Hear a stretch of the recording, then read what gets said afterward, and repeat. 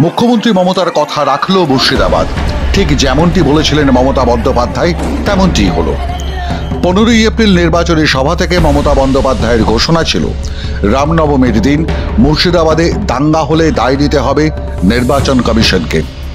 সেই দাঙ্গা হলো, মুর্শিদাবাদেই হলো এবং রামনবমীর দিনেই হলো। আক্রান্ত হলো রামনবমীর শোভাযাত্রা।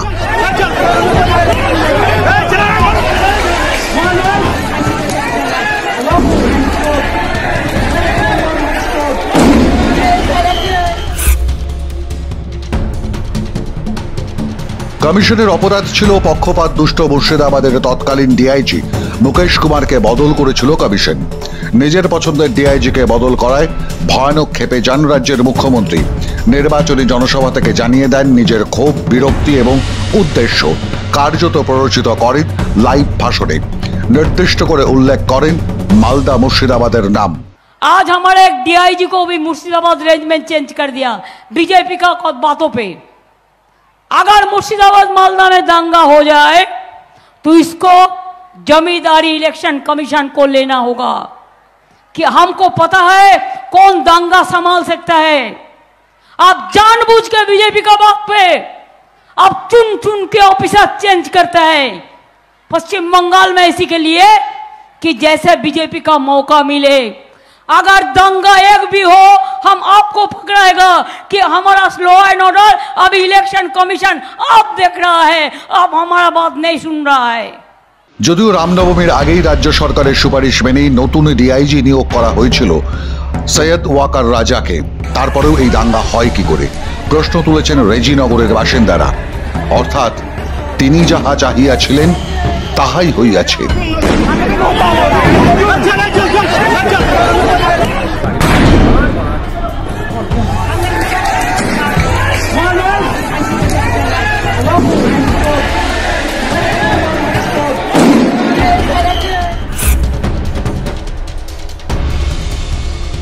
রামনবমীর মিছিলে দুষ্কৃতীদের পাথর ছোড়াকে কেন্দ্র করে রণক্ষেত্রে বদলে যায় মুর্শিদাবাদের শক্তিপুর থানার একাধিক এলাকা। এই সেই শক্তিপুর যার 2-3 কিলোমিটারের মধ্যে বাড়ি তৃণমূল কংগ্রেসের বিধায়ক হুমায়ুন কবিরের। স্থানীয় বাসিন্দাদের দাবি রামনবমী উপলক্ষে শোভাযাত্রার আগে ও পরে পর্যাপ্ত পুলিশ এবং কেন্দ্রীয় বাহিনীর সুরক্ষা থাকলেও দুষ্কৃতীরা ইট পাথর ছোড়া থামায়নি। পুলিশ লাঠিচার্জ করে দুপক্ষকে সরানোর চেষ্টা করলে হঠাৎই শক্তিপুরে শুরু হয় দুষ্কৃতীদের পাল্টা শক্তি প্রদর্শন, হয় ব্যাপক বোমাবাজি। এমনকি পুলিশকে লক্ষ্য করেও বেশ কয়েকটি বোমা ছোড়া হয়েছে বলে অভিযোগ।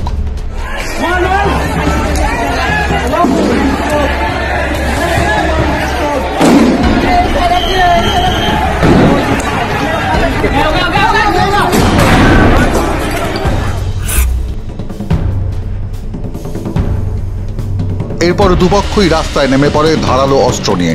শুরু হয় ব্যাপক কাটাকাটি। রামনবমীর শোভাযাত্রা দেখতে এসে আহত হন দর্শকরাও। দাঙ্গা ছড়ায় হুমায়ুন কবিরের খাস তালুক মানিককোহার পলিটাপাড়াতেও। দুষ্কৃতীরা একের পর এক দোকান বাড়ি ভাঙচুর করে। পরিস্থিতি সামাল দিতে গেলে আক্রান্ত হয় পুলিশও।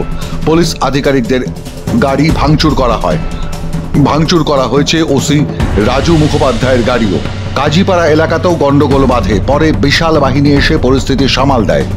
ভরতপুরের তৃণমূল বিধায়ক হুমায়ুনের বাড়ির এলাকায় দাঙ্গা হলেও রেজিনগরের বিধায়ক আরেক তৃণমূলী রবিউল আলম চৌধুরী, এই এলাকার সাংসদ আবু তাহের খান এবং তিনি প্রার্থীও বটে, যিনি তড়িঘড়ি জানিয়েছেন গোটা ঘটনায় তৃণমূল কংগ্রেসের কোনো যোগাযোগ নেই।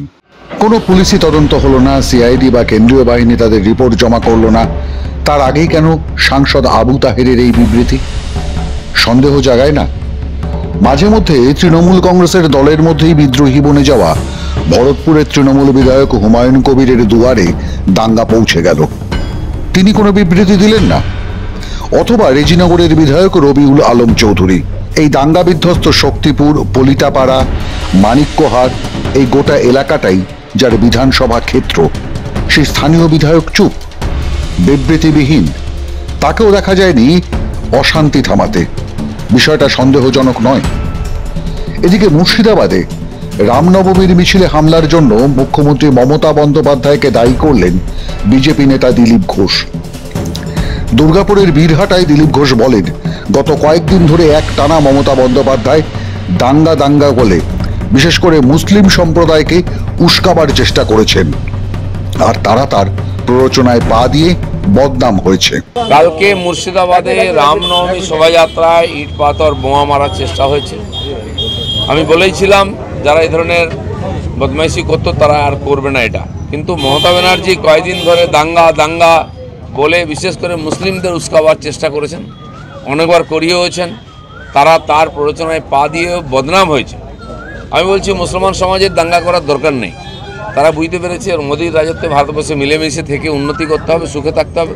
তারাও উন্নয়নের সমস্ত সুবিধা পেয়েছেন। কিন্তু মমতা ব্যানার্জির রাজনীতি হচ্ছে হিন্দু মুসলমান ভাগাভাগি করে ইলেকশন জেতা। তার কথায় যখন মুসলমানরা রাস্তায় নেমে বিরোধিতা করেননি, তখন নিজের কিছু ভাড়াটিয়া লোককে দিয়ে তিনি এই ধরনের উৎপাত করেছেন। আসলে রেজিনগর জানতে চাইছেন, এমনটাই কি নির্দেশ ছিল রাজ্যের মুখ্যমন্ত্রীর? নির্বাচনের আগে মুর্শিদাবাদে হারিয়ে যাওয়া মুসলিম ভোট ফিরে পেতে কি মুখ্যমন্ত্রী দাঙ্গা চাইছিলেন? দাঙ্গা দিয়ে চাঙ্গা করতে চাইছিলেন তৃণমূল কংগ্রেসের মুসলিম দুষ্কৃতী বাহিনীকে, যারা মুখ্যমন্ত্রী হয়ে নিয়মিত নির্বাচন পরিচালনা করে আসছেন 2011 সাল থেকে। মালদায়, মুর্শিদাবাদে। মাধ্যম ব্যুরো রিপোর্ট।